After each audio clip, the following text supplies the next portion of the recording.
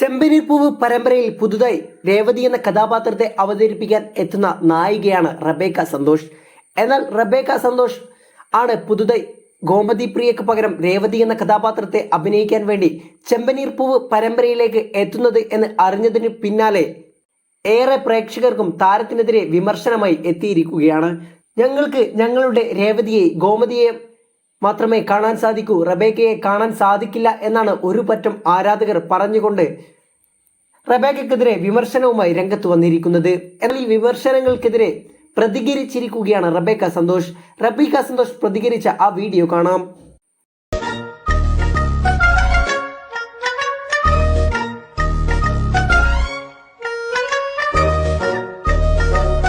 എന്നെക്കുറിച്ചുള്ള എല്ലാ റൂമേഴ്സും ഞാൻ കേൾക്കുന്നുണ്ട്. ഇതൊക്കെ തനിക്ക് ഇൻട്രസ്റ്റിംഗ് ആണ് എന്നാണ് താരം പ്രേക്ഷകരോടായി പ്രതികരിച്ചിരിക്കുന്നത്.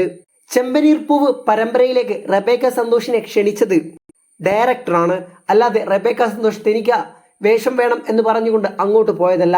അതിനാൽ രേവതിയെ മാറ്റിയിട്ടുണ്ടെങ്കിൽ അതിനെതിരെ റബേക്ക സന്തോഷിന്റെ പ്രൊഫൈലിൽ പോയി ചീത്ത പറയുന്നതും റബേക്കയെ ഈ പരമ്പരയിൽ വേണ്ട എന്ന് പറയുന്നതും എല്ലാം കുറച്ച് കടന്ന കൈയാണ്.